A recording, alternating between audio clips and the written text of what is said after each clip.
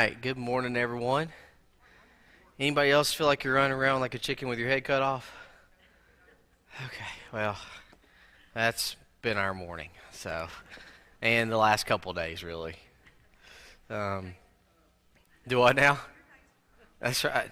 Who knew we'd be worshiping, in the North Pole this week? So, we're going to take a break from Acts this morning. And I want to ask you to open your Bibles to Luke 2, verse 40 beginning. Luke 2, verse 40 beginning. Now, a lot of people this time of year, of course, are thinking about what? The birth of Jesus, right? The birth of Christ. So, as Christians, you know what that means for us? A great opportunity to talk about Jesus. And so today, what we're going to kind of do with class and worship. In class, we're going to talk about the early childhood of Jesus. We always talk about the birth. Let's talk about his early childhood. And then in worship, we're going to look not just at his birth, but at the birth of someone else right before him in the book of Luke. And we're going to talk really how all of this is God's mercy. Without the birth of Jesus, there is no death of Jesus on the cross. And without the shedding of the blood of Jesus on the cross, there is no salvation for us, which means there is no mercy from God for us. And so we're really going to look at the mercy of God by going back and looking at the birth. Because, church, this is a great opportunity to talk to people about our faith. One of the things that people struggle with is, how do I start the conversation? Or what? That's that awkward icebreaker or whatever. It's broken for you. Here's a good chance. And so I want to talk about his childhood, his early childhood this morning. And then in worship, I've already put the handouts out. So if you want to grab one, that would be great. We're going to look at the mercy of God and how it affects two families and how it affects our family as well. So with that being said, as we think about Jesus, let's pick up in verse 39 of Luke 2. His early life, Luke 2, verse 39. So when they had performed all things according to the law of the Lord, they returned to Galilee to their own city, Nazareth. And the child, that's Jesus, grew and became strong in spirit, filled with wisdom, and the grace of God was upon him. So, verse 40 kind of sums up the first 12 years of Jesus' life and is somewhat of a precursor to verse 52, which we're going to get to a little later. So at 12, at verse 40, there's the precursor. He grew and became strong in what? In spirit, in wisdom, and grace of God was upon him. So that's basically 12 years, right? Because the next story we really have, picking up in verse 41, is when he's 12. So look at verse 41 with me for a moment. It says, "And his parents went to Jerusalem every year at the feast of the Passover. And when he was 12 years old, they went up to Jerusalem according to the custom of the feast." All male Jews were required to go to Jerusalem 3 times a year. Can you guess what those 3 times would be? Okay, the Passover, what else? That's in Leviticus chapter 23, verse 5. So the Passover, what else? 2 more. Another one starts with a P. Read about it in Acts chapter 2. Pentecost. Passover, Pentecost, and then there was the feast of, starts with a T and ends with Tabernacle. Feast of Tabernacles. So you have Passover, Leviticus 23, verse 5. You have Pentecost, which is Leviticus 23, picking up in verse 15 through verse 22, 23. And then you have the Feast of Tabernacles, which you also read about in Leviticus 23, towards the end of the chapter, verse 34 through 43. So, the males were required to go those 3 times. Now, go back to verse 41 and 42. His parents, what? Went to Jerusalem. Who makes up the parents? The father and the mother, right? So the males were required, though not required, since she was a woman, Mary went, which is indicative for us as we read this. It's indicative of her deep devotion and consecration, her commitment to God. She wasn't required to go, but it says she went every year. No wonder God came to Mary and chose her. That's a beautiful thing. A lot of times we talk about the virgin birth, but I wonder if maybe we don't think about all that Mary went through and endured as she was waiting to give birth to Jesus. Not just from the people surrounding her, whispering, murmuring, gossiping, but think about this. You are carrying the Son of God. Could you imagine what a great honor, but also what could have been going through her mind? And this woman that isn't required goes every year with her husband. That's a beautiful thing to read. It's quick, so you might miss it if you just read quickly. But she went. So what we see with this is consistency of their religion. Consistency of their religion. There are 2 times of year where church buildings fill up quick. Which 2 times are those? Easter and Christmas. A lot of people come and worship. But there's consistency in the family of Jesus' earthly family in going all the time. When they were expected and required to go, they were going all the time. If you want your kids to have a chance to be faithful to the Lord, they need to see consistency and commitment from the family. If they don't see it from the mother and the father, they won't care and they won't show it. And I've seen, being a youth minister, I've seen parents sit down, mind blown, confused, frustrated, wondering, why won't my children go? And then when you look back, maybe it's because their attendance wasn't consistent. Maybe it was because they were at the ball field or at the gym, whatever, if they played sports. That's not the only thing that keeps people away. That's just one that seems to hit a lot of young families. And I played them my whole life, and so I've seen that my whole life. And it's tough. You're not trying to tell people how to parent, but if you consistently show your children that you can put other things before God, then when they get older, they will consistently put other things before God. And we've made it 3 verses in here. This is going to be a quick class, it seems. But we're 3 verses in, and you already see so much to unpack that's powerful and encouraging and challenging. A family, Jesus' earthly family, consistently going to worship God when they were expected to be present to worship God. Mary going, notice this, when she wasn't required. Church, how many times do people say Sunday nights, well, it's not required? Well, if the elders deem it necessary to have that service for the betterment of the congregation, it kind of becomes important and required if that's what the elders want to be done. So you look at this family, you see a lot right here at the beginning. A family committed to God. Now, we're going to read verse 43, but any comments, any thoughts as you look at just the first 3 verses here about this family going to worship? Jesus is 12. All right. I've answered all the questions you've ever had about verses 39 through 41, or 42 rather. Let's look at verse 43. When they had finished the days as they returned, the boy Jesus lingered behind in Jerusalem. And Joseph and his mother did not know it. But supposing him to have been in the company, they went a day's journey and sought him among their relatives and acquaintances. Whether Jesus being left behind in Jerusalem was a neglectful oversight by his parents or something to be taken for granted, considering the accepted practice of that day and the fact they're traveling with family, we may never know. Jesus, you're with all your family, and in my mind, I'm not degrading this and bringing it down to our world, but just kind of think of it. You ever seen Home Alone? When the whole family's scrambling to leave for vacation, and what happens? Kevin is still asleep, and the whole family's on the plane, and the mom screams Kevin!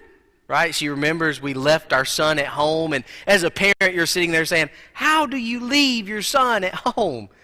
But you're traveling with a lot of people.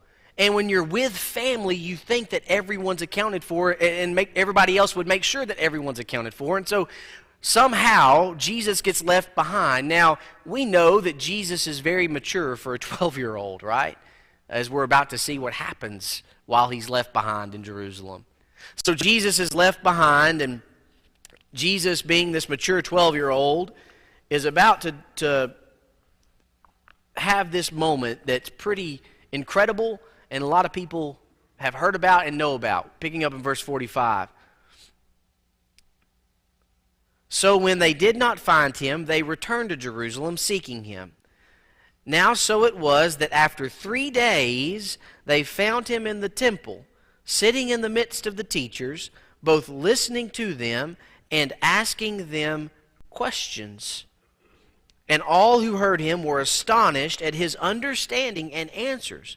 So when they saw him, they were amazed. And his mother said to him, Son, why have you done this to us? Look, your father and I have sought you anxiously. And he said to them, Why did you seek me? Did you not know that I must be about my father's business? But they did not understand the statement which he spoke to them. So, if you look at kind of time here, if I'm adding it up, they're a day's journey out, and they realize Jesus is back in Jerusalem. So they go back. There's another day, so there's 2 days. And it says once they get there, it takes them 3 days to find him. Now, I'm adding the 3 days to the 2. Maybe that's wrong, but that, in my mind, is kind of how it says it takes them 3 days to find him. That means that's when they start looking. So somewhere between 3 to 5 days, Jesus is in Jerusalem without his parents. And it says they find him teaching. And people at his age of 12 were astonished at his answers and his understanding. Going back to verses 39 and 40, you remember what it said? That he was growing in spirit, that he was filled with wisdom, and the grace of God was upon him. Never stop learning and growing and maturing. Jesus was starting at 12, at a young age, and at 12, he's sitting there, and people are blown away by his understanding and his answers. And that doesn't change when Jesus turns 30 and begins his ministry and goes through those next 3 years preaching the kingdom of heaven is at hand, challenging people to repent and turn away from their sinful lives and turn to a God that loves them. Being God's son and being reared by such godly parents. You see, his growth in wisdom wasn't just, I don't believe, because he was the God in the flesh, right? Because he's still a little boy. He's still growing. You know, part of his growth happened because he has parents that, as we just read a few moments ago, are committed and consistent in their faith. Committed and consistent in their faith. You can take kids and drop them off and put them in the greatest youth program that has ever been designed and put together with the greatest youth minister that has ever walked the face of this earth, and it won't matter if parents don't do their jobs at home. If parents don't do their jobs the other time, because their time with that youth minister and that youth group and that church is nowhere near the time they spend with their family. Youth groups and youth ministry was never meant to be a replacement for parents. It's meant to be a supplement, a help, to help them and their children to grow. And the same is true as you look at a church. Our families grow in our homes, and we come together, and as a church, we're growing stronger as our families are strengthened in our homes. Our growth can't just happen when we come here. It has to happen when we're outside of these walls as well. And so the parents of Jesus, his earthly parents, being so godly, I think also contributed to his wisdom and his understanding. On top of the fact that, yes, he was God in the flesh, right? But he's still a 12-year-old boy. He still likes to play the games that 12-year-old boys like to play at that time. Jesus wasn't a robot. And so for him to grow and mature is important, and it shows us that we too can grow and mature, and that kids know more than you think. And so it's okay to challenge them and to hold them accountable and to expect good things from them and for them to grow. Comments, thoughts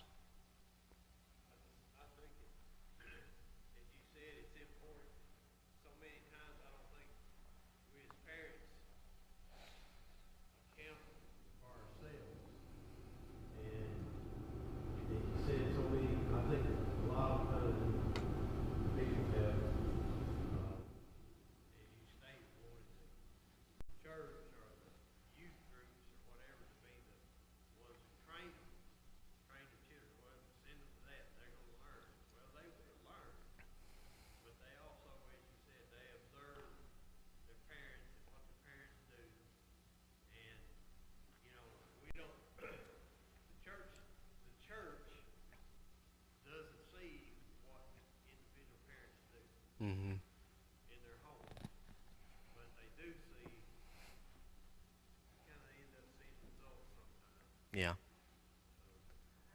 And here's the other thing, too. You can do everything, quote unquote, right, and your children could still choose to not serve God as they mature and grow. But may that never be because we didn't do our very best to train them up in the nurture and the admonition of the Lord, to train them up in the knowledge of the Lord. If they choose to walk away, I pray it's not because we've shown them how to walk away and that it's okay. I pray that we never let us be the reason.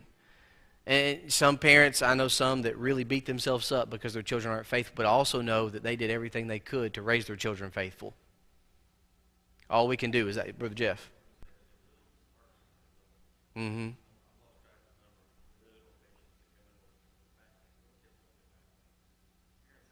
Yeah.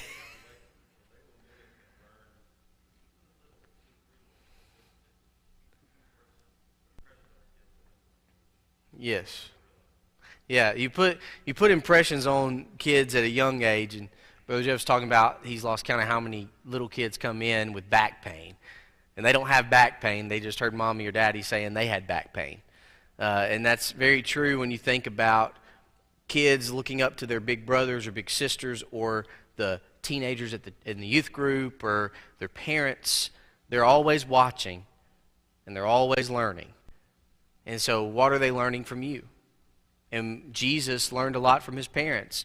And so there's no surprise that helped him to have the knowledge he had, but also resulted in him is it any surprise he was in the temple teaching? Right? Not just because he's the Son of God, but where was his parents constantly every year? In the temple. And so Jesus is there teaching. Even at age 12, his knowledge of the Old Testament scriptures was astounding.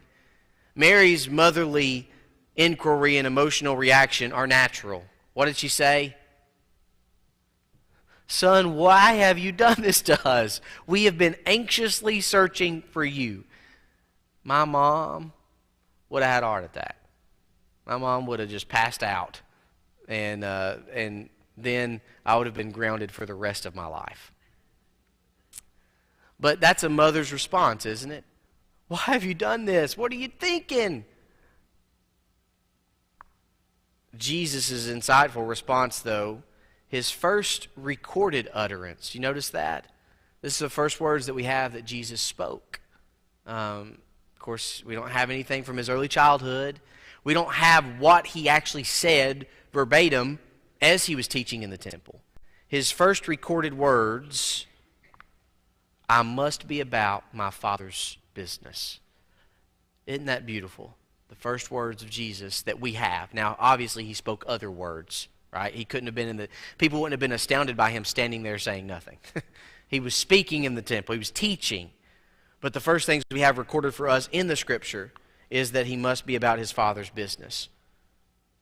Well, after all of this, notice verse 51.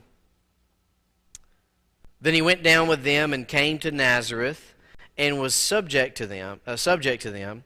But his mother kept all these things in her heart, and Jesus increased in wisdom and stature and in favor with God and men. Now notice, Jesus was able to grow in favor with men without sacrificing his relationship with God.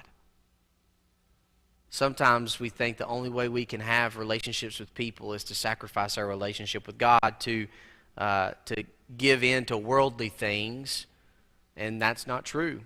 Now, of course, Jesus has a ton of followers, then he has a ton of people unfollow him, doesn't he, as he faces the cross?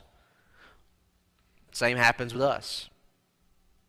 A lot of people like us at times, and a lot of people won't like us at times, and the one thing that can never waver is our increasing in favor with God. And so Jesus is growing in these areas. So, we're about to look at some ways that we can kind of build a better us from the text. That's what the Winkler books call it, as they'll kind of break down the text, and then they have a section called Building a Better Me, as you kind of look at the things. And so that's what we're going to talk about. But do you have any comments? We've got, I don't know, about 13 minutes left in class. I didn't hear any audible groans. That's good. Miss Mary.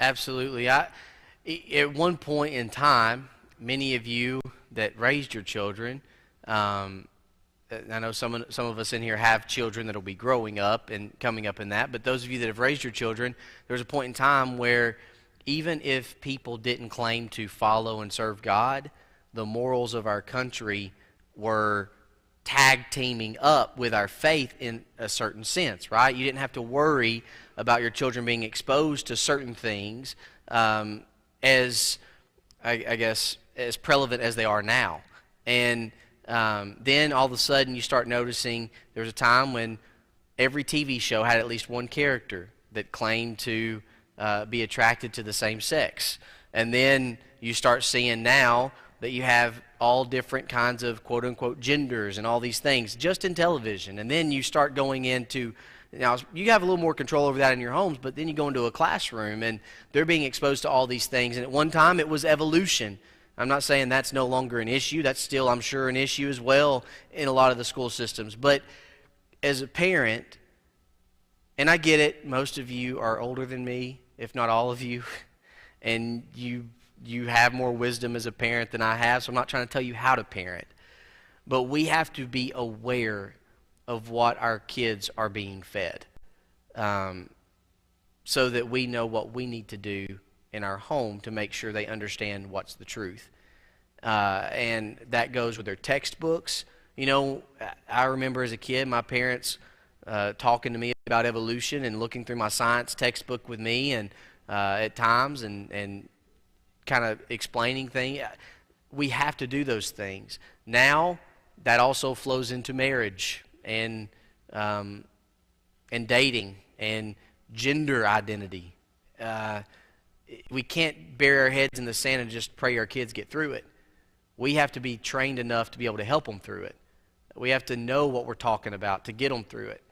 So that might mean reading a book or two to understand it better. We got to put in the time if we want our kids to grow.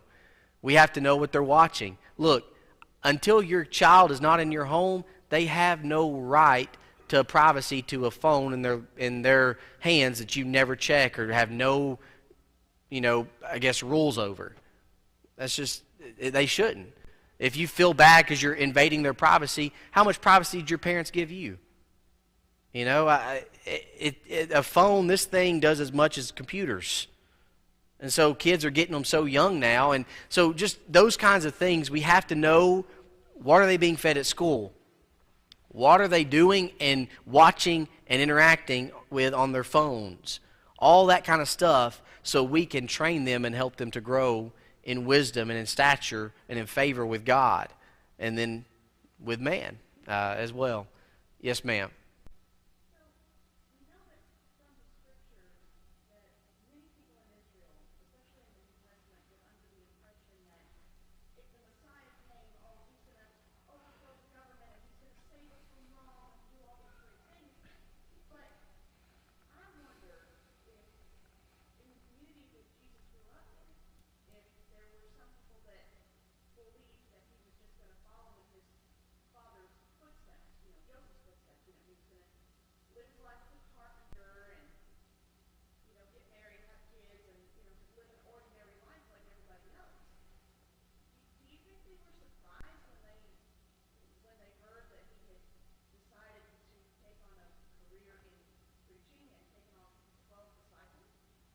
Well, a lot of people struggled to accept that Jesus was the Messiah because he wasn't doing that. He wasn't overthrowing the government and establishing this earthly kingdom. And they struggled till the end of his life and after the end of his earthly life with this reality that Jesus wasn't taking on this physical force in this world in terms of using his power to rule, in a sense.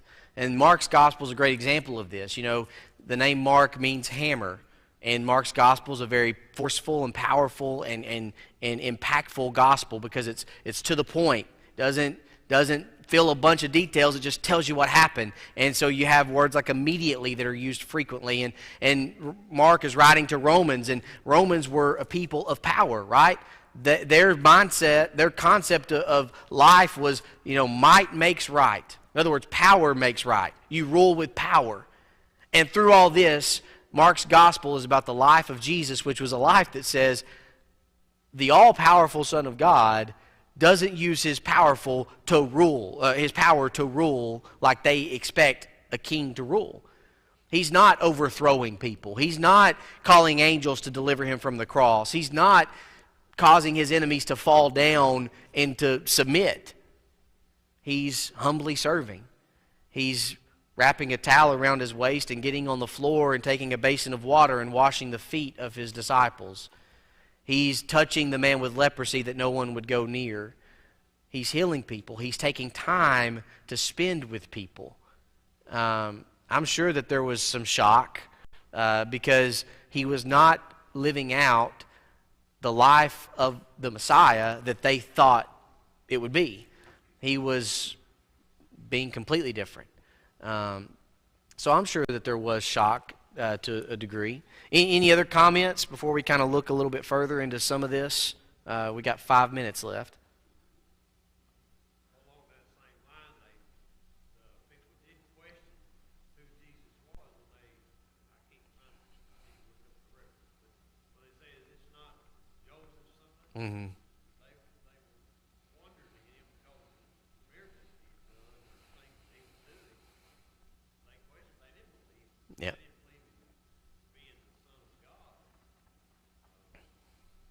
But I don't think they either expected a heavenly kingdom. They didn't understand. They didn't Yeah. know what they were looking for a kingdom or a ruler to be on the earth to lead them out of all this bondage Mm-hmm. and stuff that they were enduring under the Romans. And they wanted a king just like they wanted a king Yeah. in the Old Testament. They wanted someone they could see and someone who would lead them forward. Because what are they seeing all around them? That. People leading with a sword. And what caused them to want a king in the Old Testament? They looked around at the surrounding nations and saw that everybody had a king. Well, we want a king. And so they struggled, just like the apostles struggled, didn't they? Because how often did they struggle to understand what Jesus meant? Because they kept thinking in terms of earthly things, and Jesus is like, that's not what I'm talking about. Nicodemus, in talking about being born again, struggled with understanding. And because we struggle to grasp things in a spiritual realm at times, because we keep trying to drag it into our world and in the physical world and make it make sense.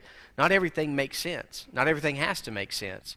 But for them, yeah, they struggled to grasp all of this.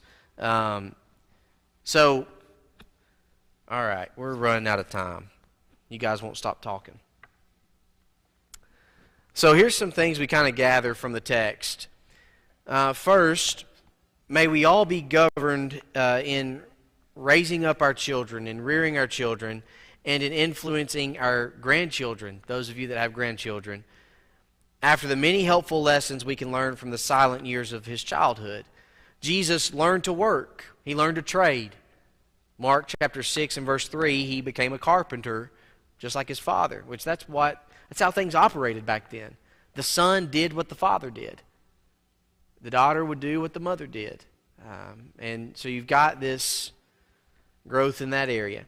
He had been taught to go to the house of God regularly. We read that in verse 49, that his parents went frequently, consistently, like they should, and he was taught that at an early age. He knew his Bible. He grew in his knowledge and his wisdom, Luke 2, 46 and 47. He was obedient to his parents. Verse 51, what did he do? He left and went back with them when they came and found him. He was aware of his responsibilities. Don't you know I must be about my Father's business? This is what I've been sent here to do. He participated publicly in worship. He was involved in the discussion, in the teaching. May all of our young people follow this example. And as young people and parents, we need to choose Jesus as a model of properly maturing. So he grew, this is where we'll end. He grew in wisdom. That means he grew intellectually. May we strive to grow intellectually. May we help our children grow intellectually. He grew in stature. He developed physically. May we take care of ourselves physically and try to grow physically.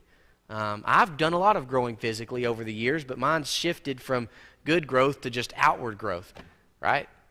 But may we strive to grow in the good ways physically. Take care of ourselves physically.